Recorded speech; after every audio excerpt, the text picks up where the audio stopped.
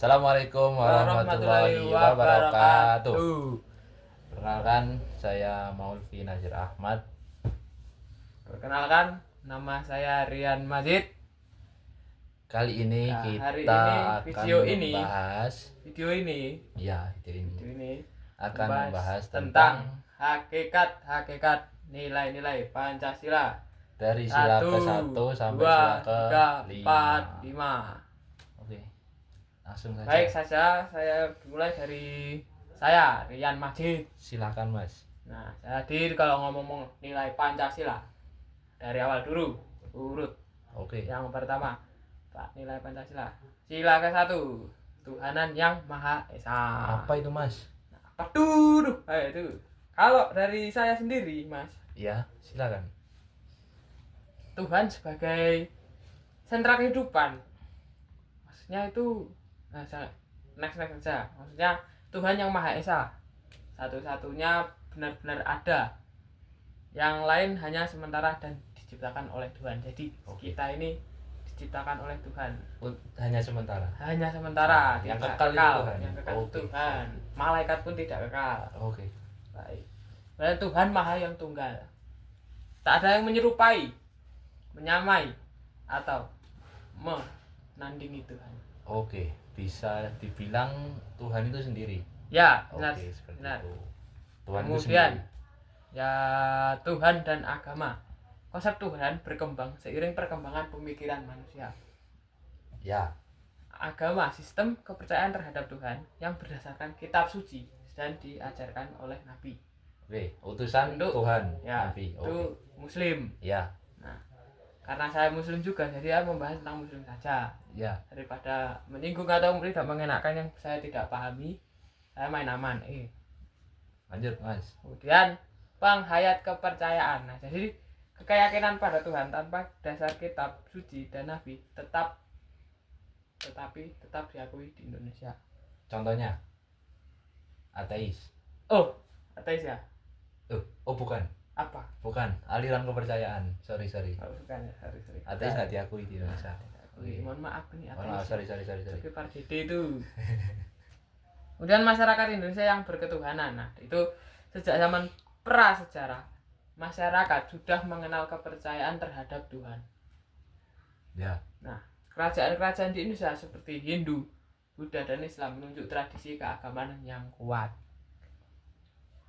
Nah, masyarakat hidup berdampingan secara damai dengan berbagai agama dan kepercayaan. oke. Berbeda-beda agama, tetapi tetap satu jua. Kemudian Lanjut. ada yang terakhir menurut aku, aktualisasi nilai-nilai ketuhanan yang Maha Esa. Itu nilai-nilai yang harus diamalkan dalam kehidupan. Nah, itu Oke. ada, saya bisa menyebutkan beberapa. Yang Contohnya, pertama itu Mas. apa? Contohnya. Ya, iman dan takwa kepada Tuhan yang Maha Esa. Oke, 1. Oke. 2, menghargai dan menghormati kebebasan beragama. Oke. Yang ketiga, melindungi keberadaan dan perkembangan setiap agama. Lanjut. Kemudian saling menghormati dan bekerja sama antar beragama. Nah, ada banyak, saya akan sebutkan lagi. Mewujudkan kerukunan hidup antara agama dan kepercayaan. Tidak memaksakan agama kepercayaan kepada orang lain. Kemudian menjalankan agama secara beradab dan damai. Salam Nah, toleransi. salam toleransi. Oke. Om Swastiastu, Namo Buddhaya, Salam. salam kebajikan. Oke. Itu yang bisa saya sampaikan. Silahkan giliran Mas Maul. Sudah disampaikan banyak sama rekan saya Mas Rian, dari aktualisasi, terus dari hakikat ketuhanan itu sendiri seperti apa. Di sini saya menambahkan sedikit saja. Tuhan itu memiliki makna fundamental sebagai dasar spiritual dan moral bagi bangsa Indonesia. Jadi tanpa bertuhan, ya bagaimana? Kita nggak ada fundamental, nggak ada dasar spiritual. untuk bangsa Indonesia itu sendiri. Dan juga dalam konteks ini Tuhan dipahami sebagai sumber dan tujuan dari segala sesuatu yang dalam bahasa filsafat dikenal sebagai causa prima. Apa itu causa prima, Bang? Itu sebab pertama yang tidak disebabkan oleh apapun. Maksudnya Ya, itu gimana contohnya? Tuhan itu ada tapi nggak ada Tapi nggak ada penyebabnya, wujudnya. nggak ada Nggak ada penyebabnya, penyebabnya. nggak ada disebabkan oleh apapun. Oh gitu. Itu causa prima. Causa prima. Ada sebabnya tapi nggak ada penyebabnya. Oh, ada sebabnya tapi nggak ada penyebabnya. Iya, bisa jadi nggak ada sebabnya tapi ada penyebabnya. Nah itu hukum Tuhan. Kita nggak bisa otak-atik. Selanjutnya oke, Tuhan itu satu ataupun esa, tunggal satu. Dan seperti tadi yang sudah diucapkan, ciptaannya itu hanya sementara. Ephemeral kalau dalam bahasa Sanskerta. Ephemeral itu tidak sementara. Kekal atau tidak. Sementara. Oke. Lanjut sila kedua. Oh, kita lanjut ya? Lanjut. Oke, lanjut saja. Sila kedua. Lanjut, siapa dulu? Gantian saja. Monggo, boleh. Atau jenengan? Saya, gak apa-apa. Oke, boleh. Sila kedua yakni kemanusiaan yang adil beradab. Sila kedua mengandung makna yakni manusia ini harus menghormati dan menghargai, terus bersikap adil, beradab, seperti itu. Itu contohnya. Oke.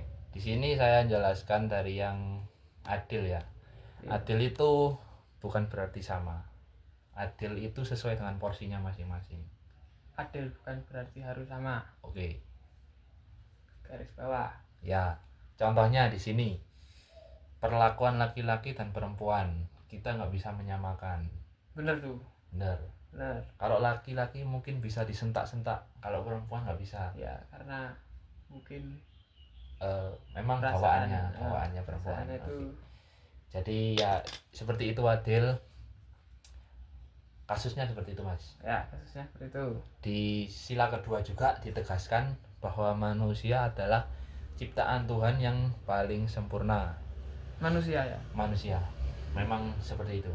Dari ciptaan Tuhan, manusia yang paling sempurna. Kalau punya akal, punya pikiran, hati nurani. Iya. Beda dengan hewan. Gak punya akal. Ya. Makanya kalau beringas itu kayak hewan. Mohon maaf itu kalau misalnya syukur kayak monyet. Ambil makanan orang gitu. Oh. Maling. Astagfirullahaladzim. Dan dalam wujudnya juga kan manusia ada unsur jasmani dan rohani serta memiliki sifat individu dan sosial. Manusia sebagai makhluk sosial di sini berarti tidak dapat hidup sendiri ataupun selalu membutuhkan bantuan dari manusia yang lain. Ya, contohnya seperti saya ini, karena saya manusia sosial, jadi saya kalau ada tugas atau apapun pasti meminta tolong dengan Mas Maul, itu contohnya. Oke. Selain itu, selain tugas, kalau misalkan contohnya, ban bocor. Oke, ban bocor. Gak mungkin mungkin ditambal sendiri. Nah, gak mungkin tambal sendiri. Ya. Nanti ada orang yang membuka jasa untuk tambal ban. Ada yang lebih ahli di sana. Ada yang lebih ahli dalam ahli tersebut. Dalam bidang tersebut. Oke. Mungkin itu dari saya. Silakan dilanjut. Kalau dari saya itu mungkin tidak terlalu panjang. Atau saya akan membahas lagi tentang sila kedua, yaitu kemanusiaan yang adil dan beradab. Sila kedua itu menekankan pentingnya nilai keadilan. Sudah diomongkan oleh Mas Makul dan tidak bisa disamakan. Oke. Kemudian manusia itu memiliki dua dimensi utama. Apa itu, Mas? Itu ada jasmani dan rohani. Oke. Jadi jasmani itu unsur fisik. Jadi kayak tanah, air, api, anggota tubuh seperti kepala, badan, kaki, tangan. Iya. Kemudian rohani, unsur batin, jiwa, jiwa, akal, kehendak, cita-cita, keyakinan pasti masing-masing berbeda. Kemudian manusia sebagai subjek kehidupan. Nah, manusia adalah makhluk yang paling sempurna yang sudah diomongkan. Jadi kalau sempurna. Nah, ngomong-ngomong tentang sempurna, manusia sempurna. Ya. Kalau malaikat kan juga ciptaan Tuhan. Ya. Itu sempurna atau tidak? Sempurnanya dalam konteks yang berbeda ini.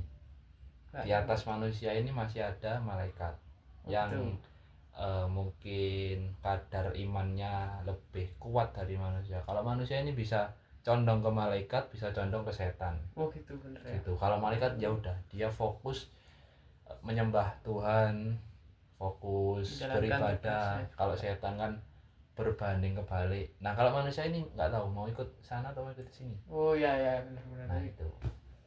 Menurut keyakinan masing-masing. Okay.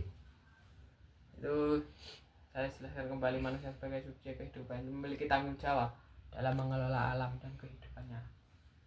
Nah, kemudian kalau arti adil tadi sudah dijelaskan, maka kita lanjut saja. Kemudian masyarakat yang berkemanusiaan. Kita sejak dulu itu menjunjung tinggi nilai kemanusiaan. Terkenal ramah, menghormati, dan memperlakukan baik sesama manusia. Kemudian aktualisasi. Nah, untuk aktualisasi nilai-nilai kemanusiaan yang adil dan beradab, menjunjung tinggi harkat dan martabat manusia, dan mengakui persamaan hak dan kewajiban asasi tanpa diskriminasi, dan tidak semena-mena terhadap sesama, gemar membantu kegiatan kemanusiaan. Mungkin cukup sudah. Lanjut, geser sekarang. Lanjut saja. Sila ketiga Persatuan Indonesia. Monggo kalau gantian. Oh nggih, kalau tiga ngomong menggunakan yang ketiga yang itu berbunyi Persatuan Indonesia. Bersatu ya Mas. Bersatu. Sebelum memasuki ini, katanya persatuan dan kesatuan itu berbeda. Bedanya apa Mas? Persatuan itu jadi satu gitu. Kalau kesatuan ini dari misalnya kayak dari persatuan beberapa itu. Iya. Kayaknya kalau persatuan dijadikan satu. Kalau itu pendapatku, kalau kesatuan itu kayak di Indonesia itu ada Jawa, Sumatera, Kalimantan, itu provinsi itu namanya kesatuan. Oh gitu. Nah, dari kesatuan ini yang itu menyebabkan persatuan. Itu dari saya. Utuh. Kalau yang tahu dibicarakan Pak Atok. Nggih, dosen kita. Ya. Ngapunten, permisi. Seperti bola voli. Ya. Memantul bisa pukul. Ya. Ya, kemudian masuk saja ke materi dan saya, yaitu persatuan Indonesia. Nah, itu persatuan berarti menyatunya berbagai satuan. Nah, itu yang sudah dijelaskan tadi. Kemudian persatuan itu mencakup antar manusia dengan tanah airnya, tanah dengan kelahirannya, tempat tinggal. Di sana tempat lahir beta. Kakak. Oke. Kemudian sejarah, dan kalau ngomong sejarah itu terlalu berat ya. Jadi daripada salah atau mengartikan masyarakat Indonesia saja itu Bhinneka Tunggal Ika. Semboyan. Nah, semboyan kita. Itu logonya kan Garuda. Membawa tulisan apa itu? Bhinneka Tunggal Ika. Pita. Tepatnya pita. Nah, masyarakat Indonesia sangat majemuk, terdiri dari berbagai suku, agama, dan budaya. Karena keragaman tersebut tidak menghalangi persatuan. Contohnya saja seperti kita di kuliah. Ya, gimana? Berbeda-beda pulau, berbeda-beda bahasa, berbeda-beda agama, tetapi tetap satu jua. Yakni kuliah, pendidikan, itu tujuan utama. Iya, benar sekali. Kemudian langsung saja aktualisasi nilai-nilai persatuan Indonesia, mengutamakan kepentingan bangsa dan negara di atas kepentingan kepribadian Oke. atau kemudian rela berkorban demi bangsa dan negara, menumbuhkan cinta dan tanah air kebangsaan sebagai warga Indonesia. Itu saja dari saya. Oke. Silakan. Silahkan. Terima kasih. Sama-sama. Di sini kalau dari saya sedikit saja, sila ketiga yakni persatuan Indonesia menekankan pentingnya kesatuan bangsa dalam keberagaman. Persatuan berasal dari kata dasar satu yang berarti menyatunya berbagai unsur menjadi satu kesatuan yang utuh. Persatuan itu ada dua, yakni persatuan antara manusia dengan yang lain dan persatuan antara manusia dengan tanah tumpah darah dan tanah airnya, seperti yang sudah dijelaskan tadi. Jadi di sini secara historis istilah Indonesia pada mulanya adalah nama yang dipakai untuk menyebut penduduk di Kepulauan Hindia atau Kepulauan Melayu dalam Journal of the Indian Archipelago and Eastern Asia volume 4 tahun 1850 yang terbit di Singapura.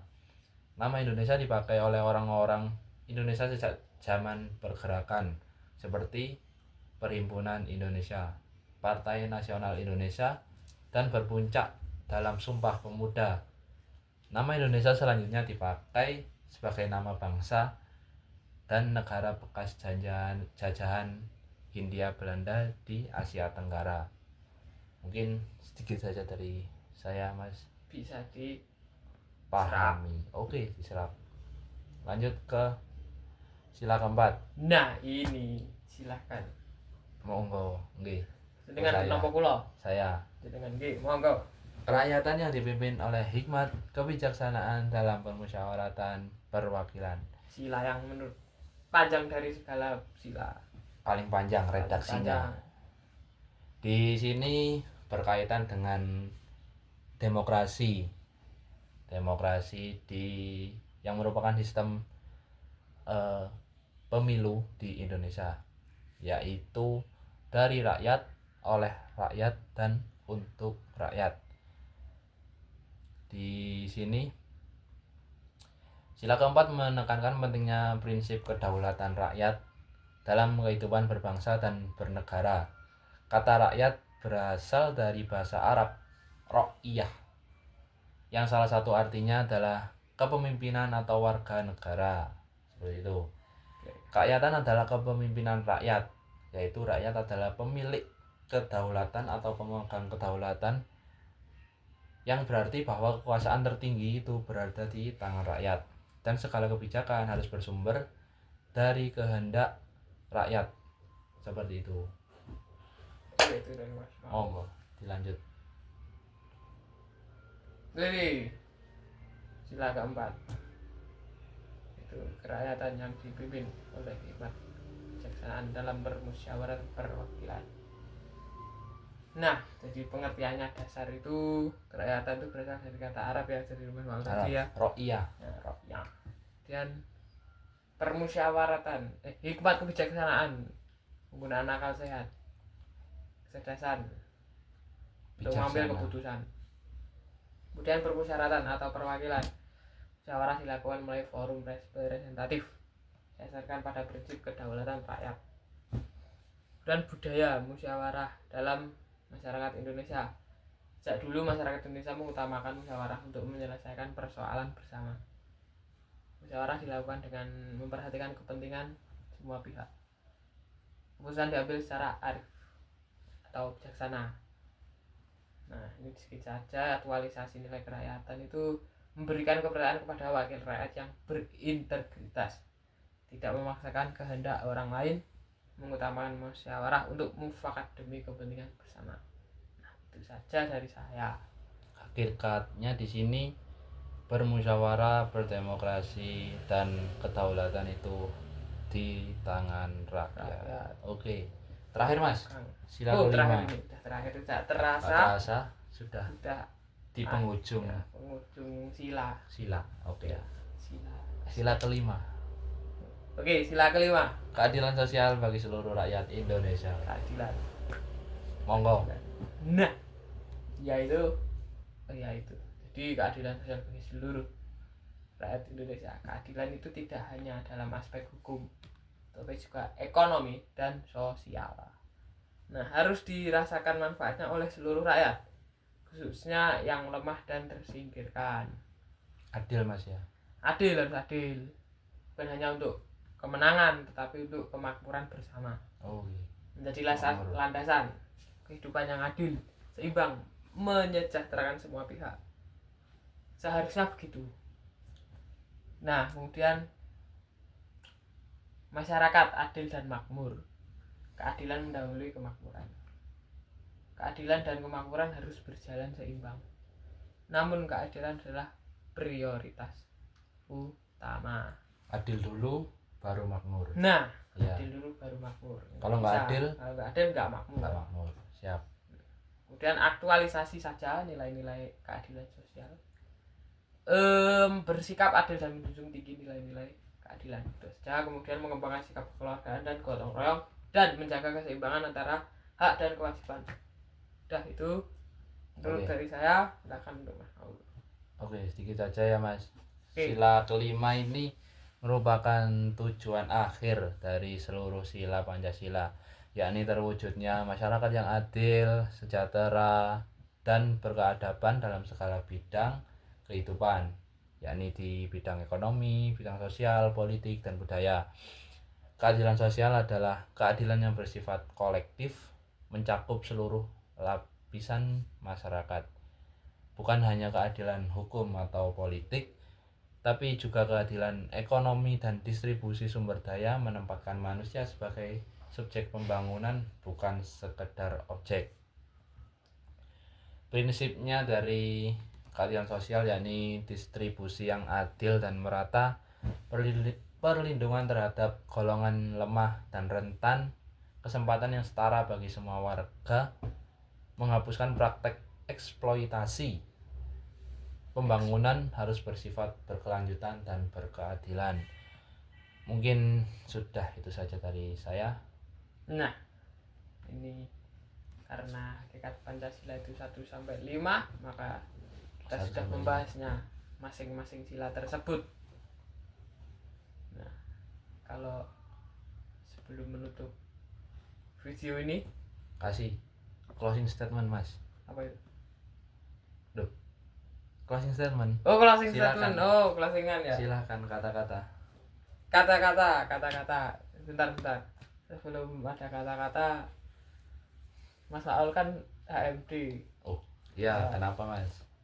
Pernah buat es teh sila. Nggih. Nah, itu tuh.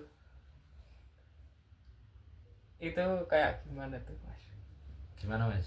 Kok bisa dikatakan es teh sila? Itu kan kita dari jurusan PPKN. Oh, dari gitu ya. konsep ini biar berbeda dan menarik dari yang lain. Misalnya biasanya kan es teh jumbo, es teh iya, manis, es poti. Nah, ini es teh sila karena Sila. kita PPKN. PPKN. Gitu, es teh sila. NKRI. Harga mati. Sudah? Mungkin sudah cukup saja Oke. itu kata-kata Mas Maul. Kata-katanya jadi semua Pancasila 5 sila itu saling berkaitan dengan tujuan akhir yakni adil dan sejahtera bagi seluruh rakyat. Dari sila pertama, kedua, ketiga, keempat akan menghasilkan sila kelima yakni yang adil dan sejahtera. Oke. Untuk dari saya mungkin singkat saja kan. Ideologi kita Pancasila. Kita dalam kehidupan sehari-hari, maka sebagai warga Indonesia harus menerapkan nilai-nilai tersebut karena sudah dari dasarnya saja Pancasila itu ada 5, kemudian ya harus menerapkan itu. Jadi kayak misalnya itu Sebagai pedoman sebagai kehidupan. pedoman. Nah, itu Sudah? sudah Bisa kita akhiri Mas. bisa kita akhiri Terima ya. kasih. Bentar. Oh ya, terima kasih. Wassalamualaikum. Bentar, bareng 1, 2, 3. Wassalamualaikum warahmatullahi wabarakatuh. Terima kasih. Terima kasih. Bye bye. Ya. Tak pencet ini. Lah, iki aja tak pencet iki. Nah.